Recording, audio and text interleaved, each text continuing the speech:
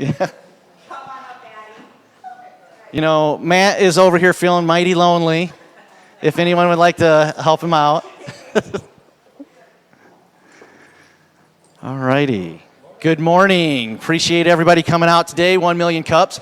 New presenter today. Jason had other duties he had to attend to, so he asked me to fill in. I told him I would. Rob, you've all met Rob before in the back. Takes care of all the video and technical stuff. We'll be wrapping up. I won't be here at the end. Sorry to say. I've got things to do on busy day. All right. Let's just, you guys, I think, a couple new faces, but not really for the most part. 1 million cups. We're here every Wednesday, trying to help the entrepreneurial community with anything and everything we can. A lot of like-minded folks, a lot of entrepreneurs in the group, a lot of other people with things that can help entrepreneurs. So we do this every Wednesday, like I said. Like I said, I'm new to this, so we're going to go right to announcements. Does anybody have any announcements on anything coming up in the next couple weeks? We'll throw you the catch box, courtesy of the city of Rockford, correct? I've been here enough, you figure I would know this, but it's much more difficult on this end, guys, so we should really give Jason his props. So, looks like we do have one. Are you ready to catch, or? Okay. And hold it up to your mouth, up to your face, so we can hear you. Well, I don't think you have to cover it, but.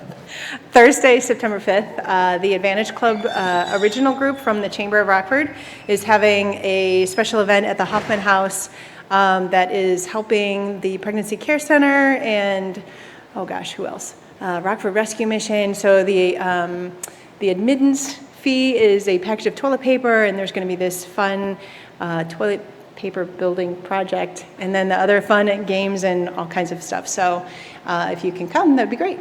Time, please. Oh, Hoffman House on Thursday, September 5th. And I don't remember the time. I think it's either 5 or 7. Does it have a Bears-Packers theme? Yes, Bears-Packer theme. I think it's at 5. 5? Okay, yeah. Yes, so I think it's at 5, and you'll be done in order to go see the game off-site if you want, or you can stay on-site to see the game. Is there a website or anything they can go to get more details? The Advantage Club Rockford group on Facebook. Is it through the chamber? Yeah. That's the it's chamber. on So the chamber would have a lot of this. Yeah, they do. So that's, I think, I don't know what the chamber's website is. I don't remember. I could look it up. RockfordChamber.org. If you want the information, Google Rockford Chamber and you'll find it. There you go.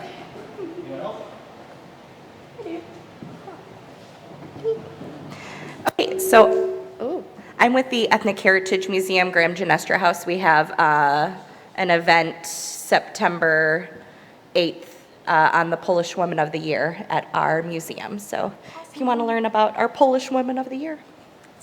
And website where they could get information on that, or how they could get information? On our Facebook or ethnicheritagemuseum.org. Thank you. Anyone? Bueller? Anyone? Nope. Thank you. All right, today we are going to have a presentation by, I've got a little bit of stuff. Because I'm new to this, they took care of me. And they printed it big enough I don't actually have to put my old man reading glasses on, so I think I can do this. Today we are going to have a presentation from Dr. Joan C. Kole. She served as the rhetorical consultant for candidates running for political offices, as well as those who were keynote speakers, or for those who were anticipating doing a presentation in other circumstances as well. So she knows about this. She's already given me pointers today, so which I'm not following. I'm moving way too much. That was the pointer she gave me, and I can't stop myself. It's just who I am. Dr. Kole has also been a communications coach for manufacturing executives when corporate offices were located here in Rockford. We still have some, so there's still some work for that, I think. She's the recipient of the Mayor's Arts Award and the YWCA Blanche Ellis Star Award for the Arts. She is both an actor and a director, which is pretty impressive. Her educational background consists of a bachelor's degree from Michigan State University, a master's degree in rhetoric and public address from the University of Nebraska, and a PhD in interdisciplinary studies from Union Institute and University. Additionally, she has taught public speaking at the college level in Illinois, Colorado, Ohio, Florida, and is currently a professor of SPH 131 Fundamentals of Communication at Rock Valley College. Without further ado, Dr. Kole. Thanks, Nathan. Thank you. Good morning, everyone. It's my pleasure to be here with you. And thank you, Nathan, for doing so well with the introduction. One of the points that I would like to make, just as a sub-point, is whenever you're going to do a presentation, write your own introduction. Don't leave it up to somebody else. So, the title of this is really, how do you present yourself so that you are perceived in the way you want to be perceived and your message is understood as you wish to have it understood? So that's a little bit complicated. Let me go through it again. How do you present yourself so that you are perceived by an audience in the way that you want to be perceived and your message is understood as you wish to have it understood? Everybody following that? Because one of the things that we know is the whole process of human communication, our interactions with one another, is very, very complicated. We sometimes assume that it's very simple, and it's not. It's very, very complicated. So, in answer to that question, how do you? There are two paths that you can take to achieve this, and they're very simple. One is what you do, how you deliver your presentation, and the content of the message. So, to achieve being perceived in the way you want and to achieve having your message understood in the way you want, there are only two things you have control over. And that's the content of what you say and then how you deliver it. So in terms of content, right now I'm just going over some general things and then I'm going to be, more specific. So in terms of content, it has to be organized. Sometimes when we're doing presentations, we'll find ourselves going along and think of something that we wanted to say back then. But the irony about human communication is I cannot say to you, stop, hit the rewind button, let's go back to the time I said thank you, Nathan, because I also wanted to say something else. We can't do that. So one of the things that we need to do in presentations when there's an idea we want to include that we haven't already included is find a way to connect it later on to something or just delete it. In terms of content, whenever you're doing a presentation, and again, this is just a general overview and I'm going to get to specifics. In terms of content, the idea is to always include a minimum of 3 important concepts or points or ideas, but never more than 5. So think about a sales presentation that you might be doing. You want to include at least 3 things in that presentation, but never more than 5. If you have what we call a laundry list, here's what we tend to do as human beings. We tend to remember the first thing we heard and the last thing that we heard and nothing in between. So even if you, Addie, were to include 5 things in a presentation, the recipient of your presentation or your message would probably remember the first thing and maybe something from the middle and something from the last, but 2 are likely to get lost. So what that tells you is that when you're arranging the content of a presentation, have the most important point you want to make be first or last, but don't put it in the middle. Make sense? In terms of delivery, we have the use of our voices, the use of gestures, and the use of posture. Those are the ways in which we convey our meaning. So here's what we also know. When there is a conflict between what you are saying and what you are doing, As human beings, as people who are a part of the human communication process, we believe the nonverbal behavior. Yep, thank you. We believe the nonverbal behavior. So I'll give you an example.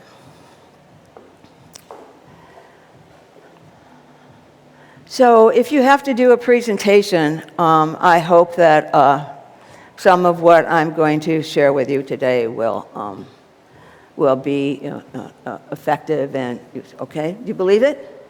Because the nonverbal behavior contradicts it. So here's the thing that we know about nonverbal behavior. It's seen as credible and believable when you're committed to the content of what you're saying. So if you're convicted about, if you're convinced of the validity and the reliability of the words that you're using, your nonverbal behavior is automatic. It's absolutely automatic.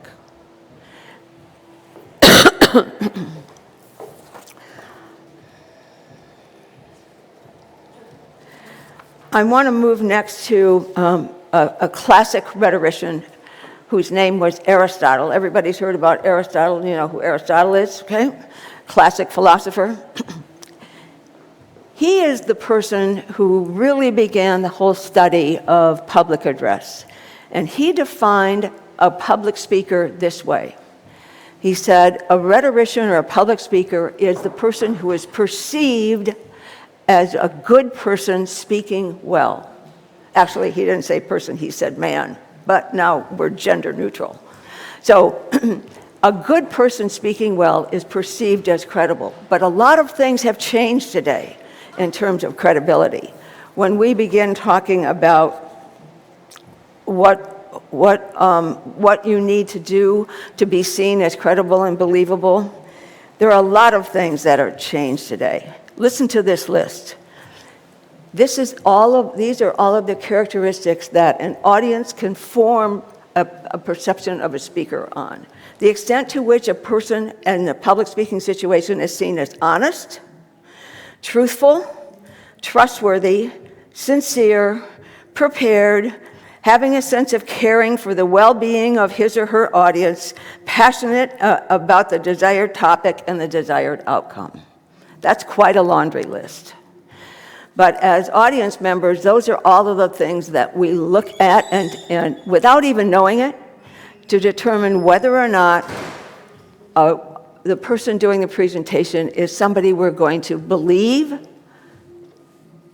trust, and get some takeaways for ourselves. So those are just some general points about some things to consider when you're in that public speaking mode. I want to move next to the specifics of how you present and prepare a public speech or a presentation. The first step in that is you have to prepare it. You have to know what it is you want to say. And this is probably the most important step. Maybe the step that many people too frequently overlook. This is the step that should take a lot of time, carefully thinking about what you want to say. And there are a number of ways of going through that process. You can start writing ideas down.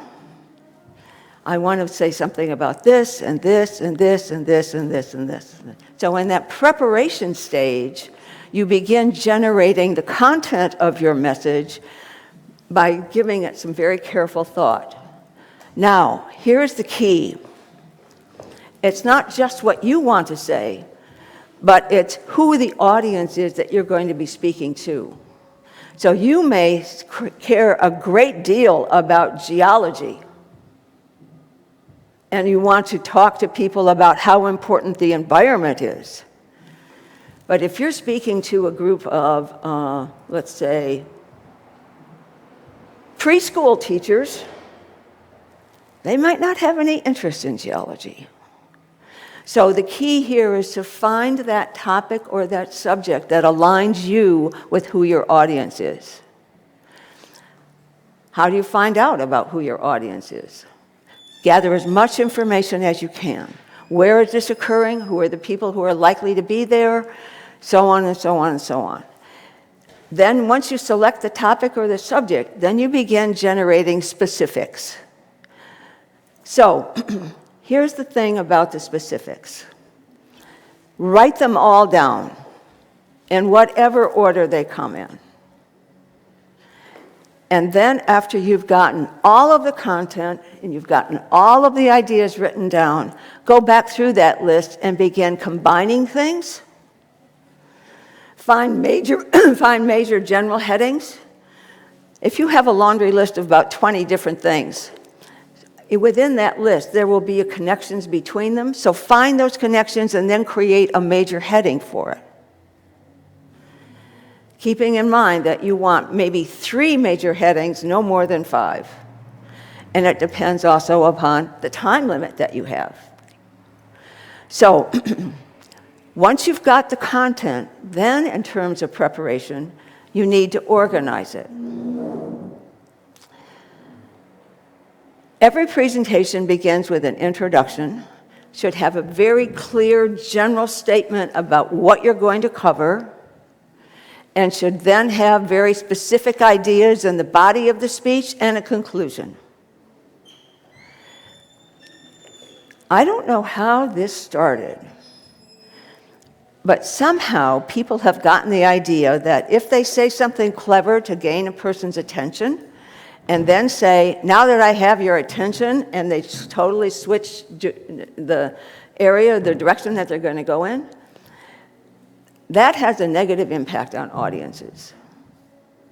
We feel like we have been baited and switched.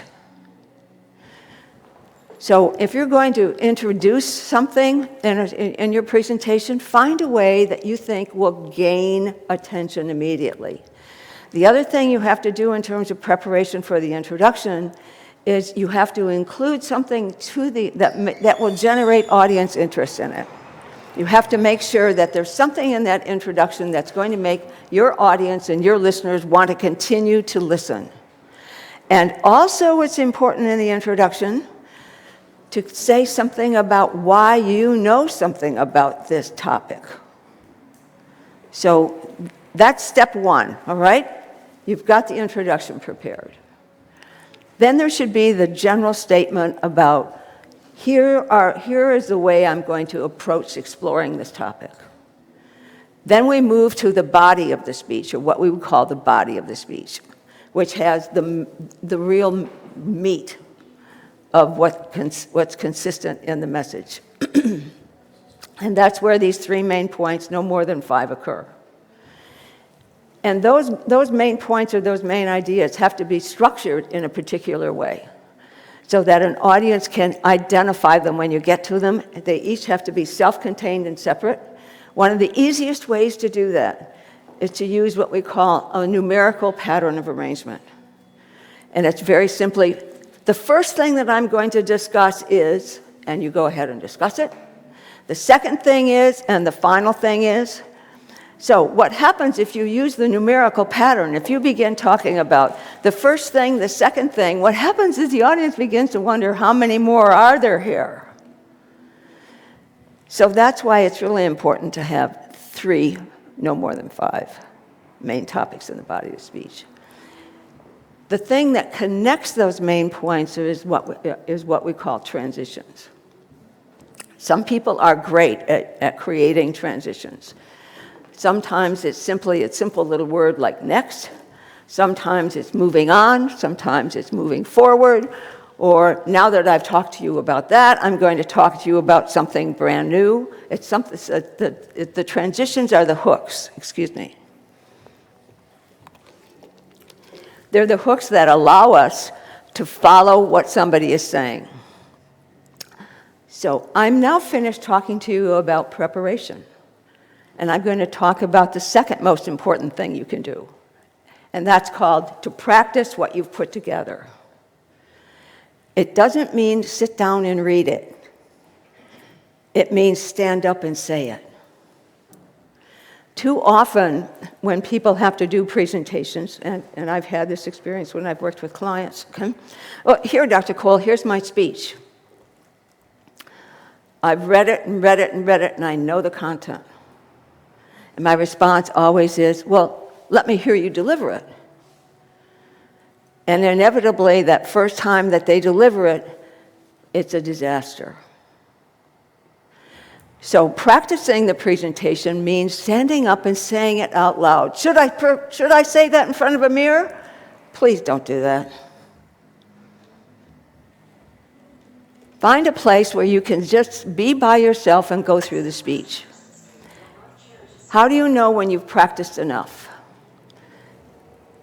My answer to that is you know when you've practiced enough when you can have notes in front of you and you don't have to look at them. When you're practicing your speech or your presentation, should it be totally written out? Sure. But I suggest that in writing it out, you label the parts of it. So you label the first part, the introduction. You label that general statement or that thesis statement, thesis. And in the body of the speech, you label first main point, second main point, third main point, and you label the transitions. The thing that I like to do and encourage clients to do is to highlight in different colors and even make marginal notes. So that in terms of working with clients, sometimes I have said to them, when we get to this part of your presentation, make a marginal note here to slow down, because this idea is so important. And you want to make sure the audience has an opportunity to hear it. So whatever is going to help you when you're practicing your presentation, just one, make sure you do it out loud. Make as many marginal notes as you want. And then keep going over it and over it and over it. And pretty soon you will find this is what happens. You become very, very familiar with the content so that those notes are only there as a crutch if you need them. I also want to talk a little bit about the language that you use in a speech. There are various styles of language, formal, informal, or contemporary. And you adjust the language to who the audience is. If you're using formal language, the general rule is no contractions at all. So no wouldn't, couldn't, didn't, won't, but all would not, could not, did not. If the very formal language requires that you eliminate contractions. Informal language, you can use those contractions. You can use phrases that are very familiar to the audience and things that they hear every day. The other thing you can do about language is create the rhythm of a particular sequence in a speech. You create rhythm by repeating the same sounds. Ted Sorensen, who was President John F. Kennedy's logographer, meaning his speechwriter, was wonderful at the use of rhythm and word devices to create rhythm. So repetition of the sound. You can do what we call groupings. Groupings of 2, groupings of 3, groupings of 4. And then sometimes, here's an example of a grouping. It's not this and not this, but. That's a grouping of 3.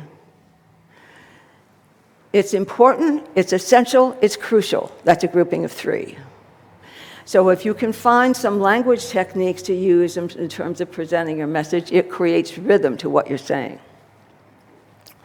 So once you've gotten through the entire body of your speech, you've gotten your main points across, you've provided some supplementary information that supports what those main points are, then you move to the conclusion.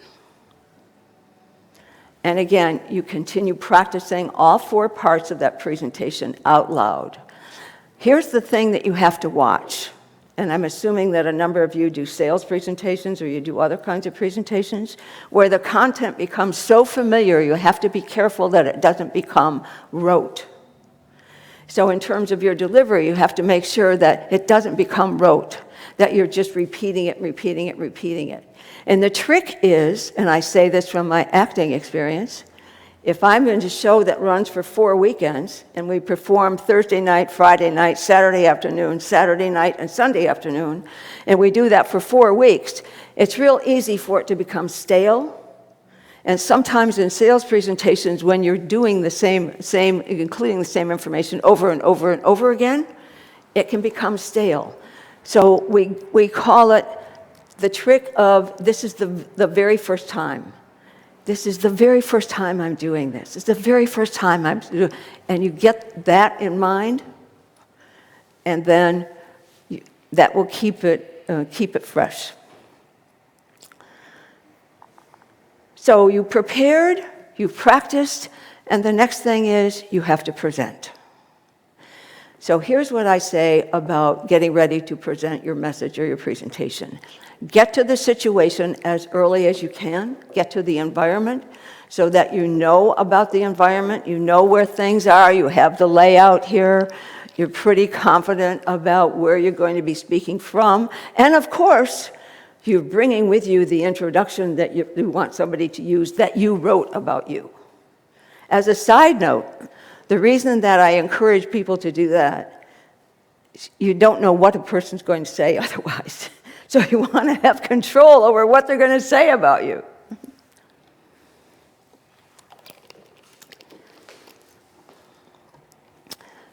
You do the presentation.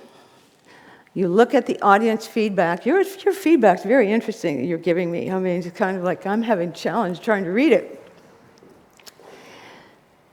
And then afterwards, you have to do a reflection. And that's when you do some self-evaluation. How well did I do about preparing this presentation, practicing it, and presenting it? And that self-reflection sometimes will move you in directions that you hadn't thought about before. So you may begin to realize, I practiced, but I practiced it too silently. I didn't practice it out loud enough.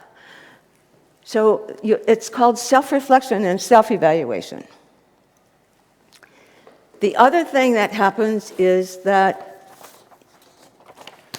you have to have somebody providing some feedback for you in order to help you move forward. And so an example of feedback and how it can really positively impact you, I want to use a quotation from Sully Sullenberger. Remember the pilot who landed his plane on the Hudson River? This is what he said. "It's amazing what you can learn to do. So I developed the skills to be able to be an effective public speaker, something I really hadn't done much of before. I approached this new profession of speaking in public with the same discipline and diligence I did in my flying career. I just worked very hard at it, and I solicited, listened to, and acted on brutally honest feedback." So my wish for you would be, as you're doing presentations, please ask for brutally honest feedback. That's how you'll get better. I'm open to any questions and answers that anyone may have. Yes? All right. You have any suggestions about, I guess I got 2 questions. Number 1 is, where do you usually look when you're doing like a presentation? Like I heard like sometimes you act like you're speaking to one person, or do you try to just scan? Okay, all right, good, okay. We call we call that eye contact, okay?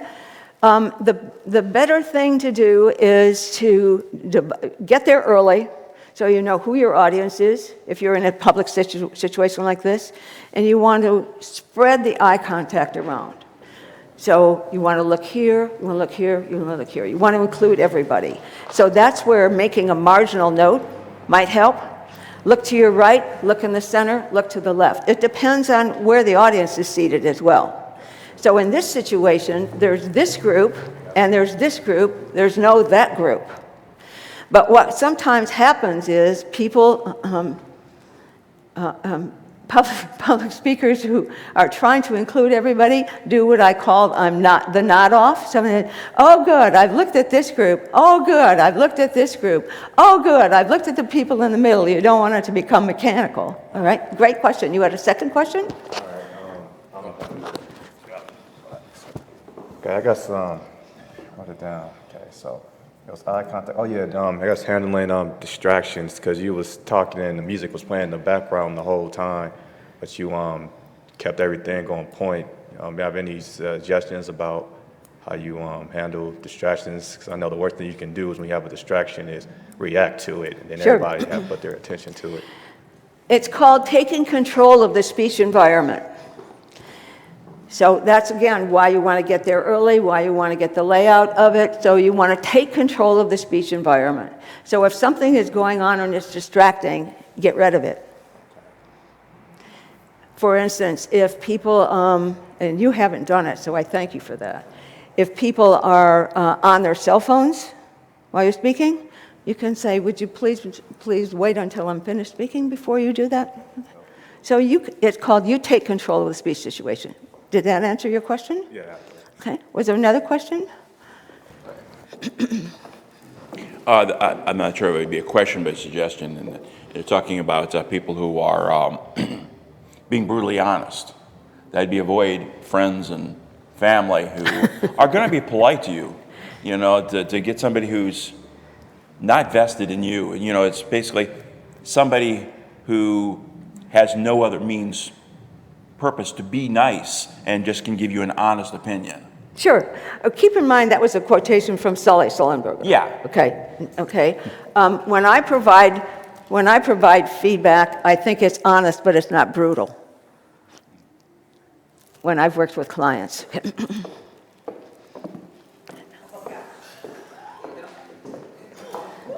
Oops. We both got it. Ooh. Calm Did down. it get on you? I'm good. Okay. Do you have any pointers for how we can relate that to maybe managing meetings? So if you're Oh, sure. leading meetings. Sure. If you're managing a meeting, that gets into the whole area of what we call group communication. So the one thing that you want to do is to make sure that everybody has visibility of everybody else. What I'm saying is avoid rectangular tables.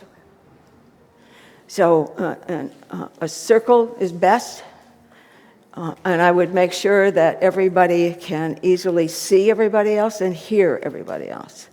And if you're managing the meeting, I think the first thing that happens is you have an agenda, is that correct? Mm-hmm. You know, here's the agenda, and I would go over the agenda. I would ask if anybody has anything they want to add to the agenda. And this is called speaking on the spot. But you have to keep in mind, I'm going to organize what I'm going to say, because nothing is worse in a meeting than having a manager say, today what we're going to talk about, oh, I forgot. I also wanted to say that we have to go ahead with, oh, but I'll get back to that in a minute. So let's just begin with, oh, what was that? Okay. And at that point, if it's so disorganized, it's too frustrating for everybody else.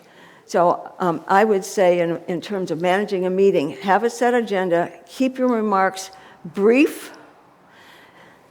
And if there's somebody in that meeting who monopolizes, group communication is fascinating. We have roles, names of roles for people, and we have names of people who are distractors. So if there's somebody who's monopolizing, sometimes the best way to say that is, Jocelyn, thank you so much for your contributions, but I'm going to ask you to just hold off for another minute or two so other people have a chance to make contributions. And that is an example of feedback, but it's not brutal. Any other questions?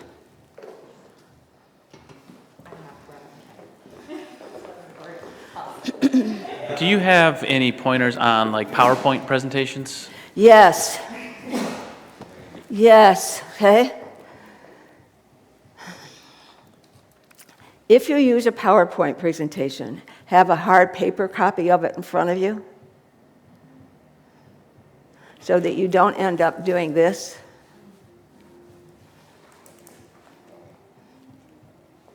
That's my one pointer.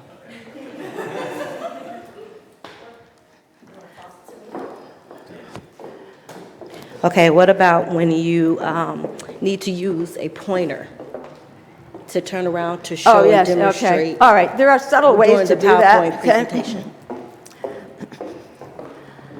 If there were PowerPoint here, I would use the pointer from over here so that at least I'm still partially open to some of the audience. as opposed to this. And what about cooking demonstrations? What do you recommend for that? What about what? Do you have any pointers on cooking demonstrations? Cooking demonstrations. Cooking demonstrations? Oh, free food. I would say, I mean, I presume you're preparing food, right? Different, you know, you're kind of showing people what you do in your business, and you're preparing something that you may do in your business or whatever. I love going to the Boone County Fair, and I always walk by that booth where they're selling the cookware, because the guy is just doing such a great job of preparing the food, and people are just sitting there, okay? So, yeah, I would say, you know, we'll talk maybe privately. I might be able to come up with some things. So, thank you very much for being here this morning and for listening, and I appreciate the opportunity to work with you. If any of you are interested in doing some one-on-one work with me, please just give me your card before you leave, and I would be glad to follow up with you. So thank you very much. You've been a wonderful audience. Thank you very much, Dr. Jean.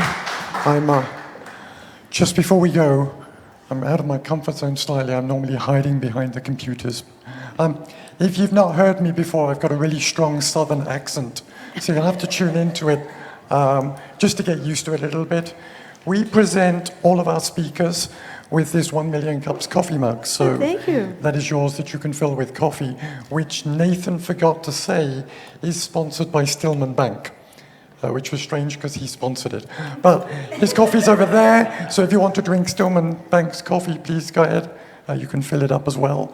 Thank you very much again to Dr. June. Oh, thank you. Okay. Hang around, speak afterwards. Rob, Yeah. here's the irony.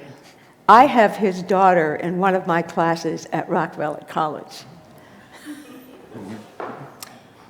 She really likes it. Yay! That's good. She didn't pay me just to say that. And he thinks that's going to mean that means I'm going to pass her. Wrong.